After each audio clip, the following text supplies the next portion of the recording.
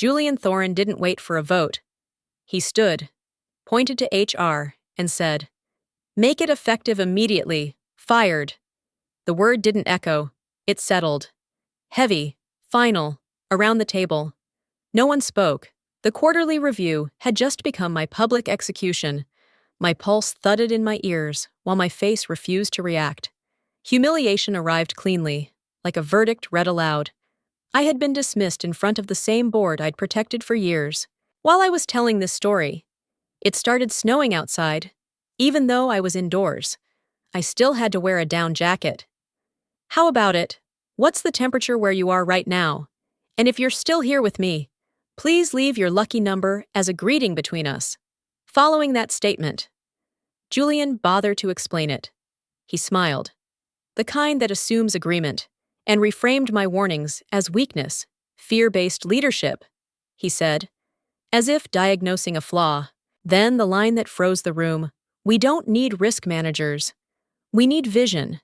The contrast was the point. I was head of risk strategy, the person paid to slow disasters before they happened, to keep regulators bored and lawsuits hypothetical. Julian Thorin was executive vice president by birthright. The CEO's son, polished by confidence he hadn't earned. He spoke in ambition. I spoke in consequences. Screens behind me glowed with numbers I had vetted, corrected, and defended. Julian leaned back, satisfied, already moving on. HR waited. Security waited. The room complied. Across the table, one board member dropped his gaze to a stack of papers, avoiding my eyes. It wasn't shame in his posture. It was fear of what had just been done, and of what it might cost. Julian mistook my silence for surrender. He didn't understand the order of things. Shock comes first. Humiliation follows. Anger stays quiet, patient, and precise. Learning who watched, who flinched, and who would pretend this never happened. I kept my posture steady, already counting the costs they refused to calculate. The next part of the story uses some fictional elements and AI tools for educational and emotional purposes. Thank you for listening. I carried the company through years they now pretended never existed. When deals stalled, I renegotiated terms in rooms where tempers were hotter than logic. When regulators circled, I rewrote disclosures until risk became clarity instead of catastrophe. Lawsuits died quietly because I refused shortcuts, and revenue survived because I refused lies. Those victories never made slides. They lived in margins, footnotes, and decisions no one applauded. I was the one who said no when yes would have looked better for a quarter and disastrous a year later. I was paid to absorb pressure so others could sell confidence. It worked. Until confidence started replacing discipline. Julian's style arrived dressed as momentum, expansion without guardrails, metrics polished until they shined but said nothing, assumptions stretched thin and labeled innovation. He inherited certainty the way others inherit furniture, and he used it loudly. At first, he smiled and listened. Then he stopped inviting me. Emails arrived without attachments. Meetings moved without notice. My role shrank while his voice filled the room. The pressure wasn't accidental. It was cumulative. Each exclusion tightened the walls. Each public dismissal trained the room to look past me. By the time he humiliated me, the stage was already built. What surprised me wasn't the cruelty. It was the motive. Julian didn't fire me in anger. He fired me because I had seen too much. Fear had nothing to do with losing control. It had everything to do with being exposed.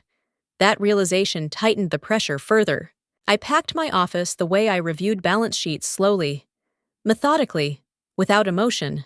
Files aligned, notebooks stacked, the framed photo face down, not out of grief, but efficiency.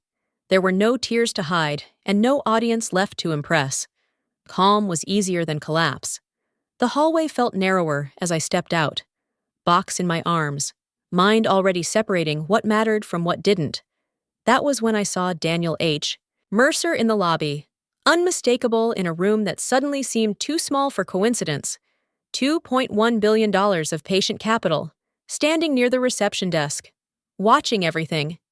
He looked at the box, then at me, and asked quietly, "So, he finally did it?" I answered with a nod. Nothing more. Mercer exhaled through a thin smile. Not amused, not surprised. "I thought so," he said. "That's why I didn't announce myself." He gestured around us. The marble, the cameras, the people pretending not to stare. I wanted to see this moment unscripted. We walked together toward the windows, my pace steady, his unhurried. He didn't ask about my feelings. He asked about process. What happened first? Who spoke? Who stayed silent? His questions were precise, surgical. He was observing, not comforting. "I've been watching discrepancies for months," Mercer said.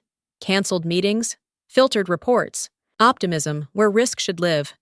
He stopped and looked directly at me. But culture reveals itself fastest under pressure. That was the realization. He wasn't there for reassurance. He was there to test character, to see how a company treats the person who absorbs risk so others can posture. "I didn't come to finalize anything today," he continued. "I came to confirm a suspicion." His voice stayed calm, but the decision behind it was already forming. As security waited politely behind me, I understood the quiet power of the moment. This wasn't the explosion yet. It was the stillness before it. When all variables lock into place and gravity takes over. Nothing moved outward, but everything shifted inward, aligning outcomes that would soon fall with undeniable, mechanical force everywhere without mercy. We chose a quiet cafe across the street, the kind where conversations stay low and decisions stay heavy. No drama followed us inside, no raised voices. Just 2 cups of coffee cooling between us and the truth waiting to be said. I spoke plainly, Julian's numbers. I explained. Were not mistakes. They were assumptions quietly altered to flatter growth models. Downside scenarios trimmed until they looked theoretical. Risk stacked beneath optimistic projections and labeled manageable. When I refused to sign off, pressure followed, softened the language. He told me more than once. Investors don't need every detail. What he meant was that they didn't need the ones that slowed him down. Mercer didn't interrupt. He listened the way experienced capital listens. Eyes steady, jaw still. I continued. Julian pushed expansion into markets we hadn't stabilized. He sold confidence before infrastructure. He demanded disclosures be delayed, reframed, diluted. When I resisted, I was sidelined. Fewer meetings, filtered emails, decisions made without the one person tasked to protect them. "This isn't ambition," Mercer said finally. "It's exposure." I nodded. The words landed because they were accurate. Julian believed visibility was strength. He confused momentum with control. That was his blind spot. He never considered that restraint could carry leverage. I told Mercer I had raised these concerns internally, that warnings were documented, that silence followed. He leaned back, suspicion sharpening into confirmation. I wondered why reports stopped aligning. He said, why questions met choreography instead of answers. We sat there, calm on the surface, weight gathering underneath. The power in that moment wasn't loud. It was cumulative, truth, stated cleanly, stacks pressure without announcing itself. Mercer reached for his phone, then stopped, looked at me. "Do you have proof I do?" I said. I didn't reach for my bag or open my laptop. I let the space sit between us. "But you don't need to see it yet." That was the shift, not confrontation, but control. I wasn't pleading for belief. I was choosing timing. Julian had underestimated silence. He never imagined it could move faster than him. Consequences were already aligning. Mercer acted before the coffee cooled. By the time I reached home, the withdrawal was already in motion. Precise and absolute. $2.1 billion began leaving accounts in clean. Legal steps that couldn't be walked back. No press, no warnings, just execution. Markets noticed first. Price feeds twitched, then corrected. Inside the firm, internal alerts started firing in layers: liquidity thresholds, counterparty exposure, Covenant stress. People who had ignored risk memos suddenly stared at dashboards as if numbers might apologize. They didn't. Julian called emergency meetings within the hour. His voice filled corridors, confident and falsely calm, framing the problem as a communication misunderstanding. He told teams to hold statements, to reassure partners, to wait. He said momentum would return once nerves settled. I watched the choreography from a distance, recognizing the familiar move: deny, delay, dominate the narrative. What Julian didn't know mattered more than what he said. Mercer hadn't routed the withdrawal through management. He bypassed them entirely. The notice went straight to the board. Time-stamped, formal, irreversible, no soft language, no negotiation window, just facts and signatures. Phones lit up in rapid sequence. Directors who had avoided my eyes the day before now demanded clarity they no longer controlled.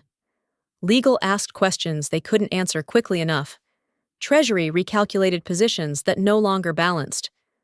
The system didn't panic. People did. I received one message from Mercer, short, deliberate. This is the first step. Nothing else was needed. The decision had crossed the point where persuasion mattered. By evening, rumors leaked. By night, partners paused. By morning, the company's confidence narrative cracked under its own weight. Julian kept talking, mistaking noise for control, insisting this would pass. It wouldn't. Withdrawals like this don't threaten. They conclude. The first blow had landed, not loudly, but definitively, and everything that followed would be response, not choice.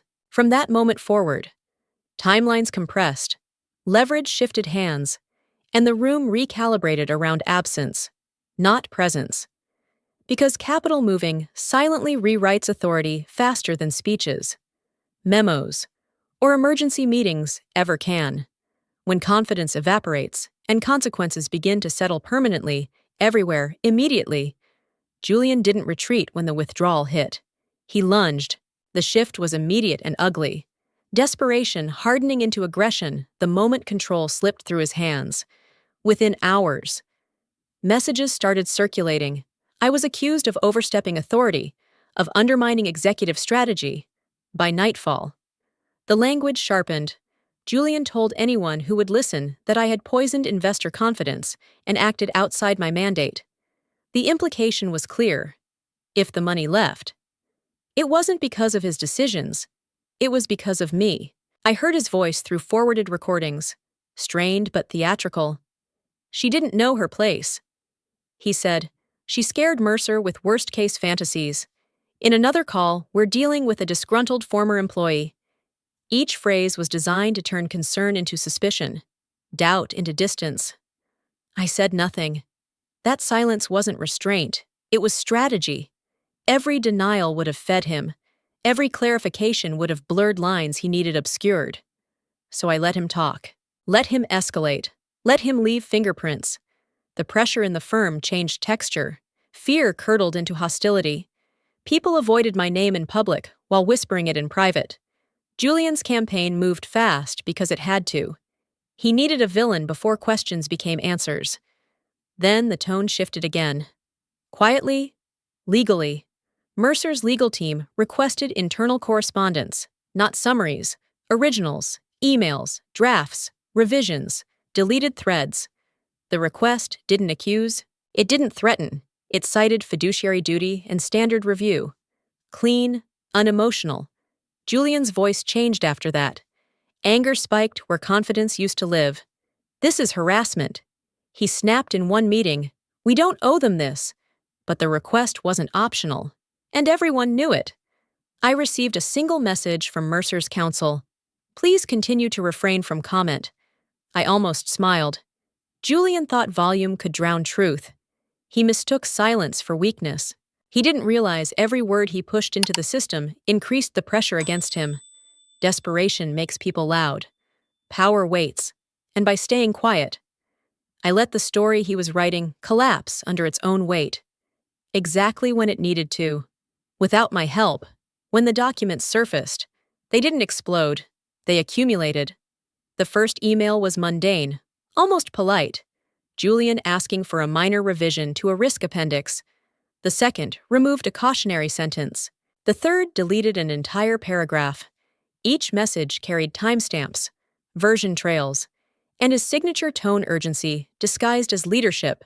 As the thread grew, so did the pattern. This language slows momentum. We'll disclose later. You're being overly conservative. Then the shift. The pressure sharpened. If you can't align with strategy, I'll find someone who will.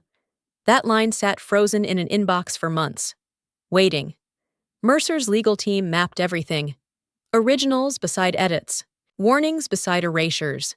Time-stamped proof of intimidation layered neatly over falsified assumptions. Nothing dramatic, just irrefutable. Board members stopped calling it optics. Exposure became personal. Liability stopped being abstract when names appeared beside approvals. I watched the realization move around the table in silence.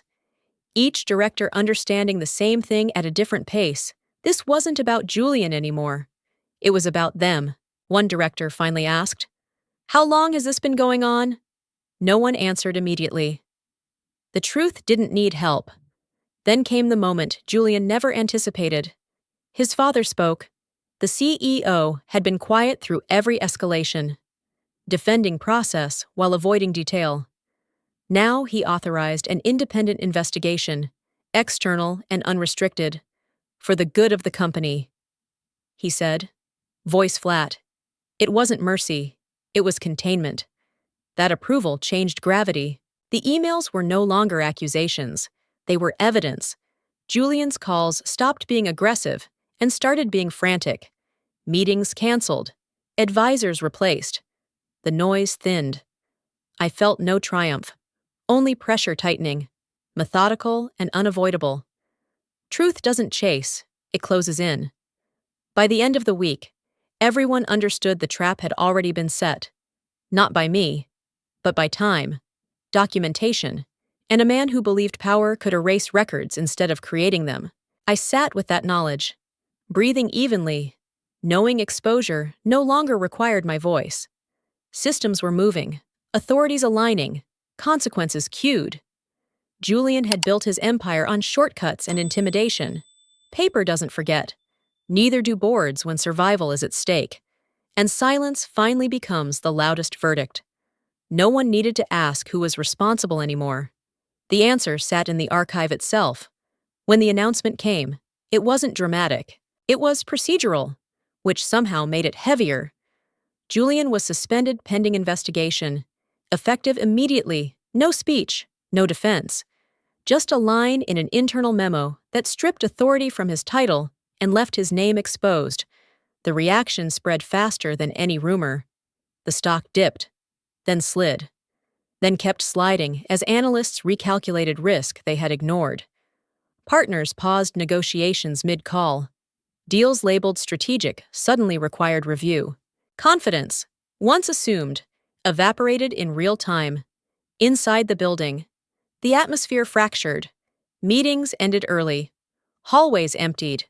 The board stopped debating vision and started counting exits. The system Julian relied on to amplify himself now amplified consequences instead. That was the sound of power breaking, not loudly, but everywhere at once. I watched from the outside, detached but alert, as structures I had once stabilized began to fail without me. This wasn't sabotage, it was gravity. Remove enough trust, and momentum reverses on its own. Then the board made the move no one wanted to name. The CEO was encouraged to step aside. The word was careful, legal, and final. Leadership transition. They called it damage control. Everyone understood. That decision cracked the last support beam. Julian's protection vanished with it. His calls went unanswered. His allies recalculated. The name that once opened doors now closed them. What struck me most was how quiet it became. No victory laps, no apologies, just a company shrinking inward, trying to survive its own decisions. Power didn't explode, it collapsed, folding under weight it could no longer pretend wasn't there. By the end of the week, the hierarchy that had dismissed me no longer existed in any meaningful way. Titles changed. Authority redistributed. Fear replaced arrogance. The collapse wasn't cinematic. It was structural, inevitable, and complete. And everyone knew it would be studied later as a lesson in how quickly inherited power dissolves when accountability finally arrives. No one celebrated. Survival mode replaced ambition. And the board's priority shifted to regulators, lenders, and reputation. The fall was not personal vengeance. It was organizational math correcting itself, line by line, until the illusion of control disappeared completely, leaving silence, accountability, and consequences to occupy every remaining space. I met Mercer in a small conference room overlooking the river. Neutral ground chosen for clarity, not comfort. He didn't congratulate me. He didn't mention Julian. He simply slid a folder across the table and said, "This is what replacement looks like." Inside was a proposal for a new fund, capitalized at $2.1 billion, structured with transparency written into every layer. Governance independent. Risk disclosures mandatory. No cosmetic optimism. He wanted me to lead it. Not as a symbol, but as an operator with authority to say no. "This isn't about revenge," Mercer said. "It's about continuity without corruption." The distinction mattered. I had no interest in burning what was already collapsing. I wanted to build something that couldn't be bent by inherited confidence or executive theatrics. We talked through mechanics, hiring, controls, reporting cadence, what would be public and what would never be negotiable. The calm in the room felt earned, the kind that follows decisive movement. When I accepted, it wasn't emotional, it was precise. A controlled victory feels like alignment, not triumph. As I left, my phone vibrated once. Then again, a message from a former colleague, someone senior, cautious, respected. "I hear you're building something real." It read, "If you need someone who won't flinch." "I'm listening." Others followed, quietly, without drama. That was the confirmation. People weren't chasing fallout. They were choosing direction. The old firm had offered titles. This offered integrity with scale. I walked outside into steady light, aware that power had shifted without spectacle. I hadn't taken anything from them. I had stepped into something larger, cleaner, and deliberately designed to outlast the mistakes that made it necessary. Replacement, done correctly, doesn't announce itself. It simply starts working. It felt contained, intentional, and irreversible. The opposite of chaos. I understood then that justice in systems isn't loud, it's structural. You remove distortion, reinforce process, and let outcomes rebalance. That realization didn't bring relief. It brought responsibility, heavier than anger, steadier than pride, and far more durable over time. From that moment forward, my silence ended. Replaced by deliberate leadership, I passed the old building on my way to a meeting and didn't slow down. Glass still reflected the sky. Security still stood at the doors, but none of it belonged to me anymore. That chapter had closed without ceremony, and I didn't need to look back to prove it. Julian Thorne's name stopped circulating soon after. No announcements, no statements, just absence. In this industry, disappearance is the loudest verdict. One day he was everywhere, the next. Nowhere that mattered. I felt no bitterness walking past that place, no pride either, only certainty. I hadn't taken revenge. I had taken responsibility. Then moved forward when the system finally caught up with truth. Mercer's words returned to me. Steady and final, build something that lasts. That was the point all along. They thought firing me would end my influence, but it only revealed who truly deserved it. In the end, this story isn't really about being fired. It's about discovering where your value actually lives when the labels are stripped away. I learned that authority can be borrowed, inherited, or staged, but credibility has to be earned quietly, over time, when everything else fell apart. What stayed with me was judgment, restraint, and the ability to act without needing permission. Humiliation tries to rush you into proving something. Silence forces you to understand yourself first. In that space, I realized that losing a position doesn't mean losing influence. Sometimes it means your influence is about to move somewhere it can finally breathe. That shift from reacting to choosing changed everything. The message I hope stays with you is simple, but not easy. You don't need to destroy anyone to move forward. You just need to stop shrinking yourself to fit places that benefit from your silence. Integrity isn't passive, it's patient. And patience, used well, can reshape outcomes far beyond a single moment. If you were in my place, publicly dismissed, underestimated, written off, what would you do next? Would you rush to explain yourself, or would you wait and decide where your effort truly belongs? I'd love to know, where are you listening from right now, wherever you are. Being here matters. One subscription, one like, one share helps this story reach someone who might be questioning their worth in silence.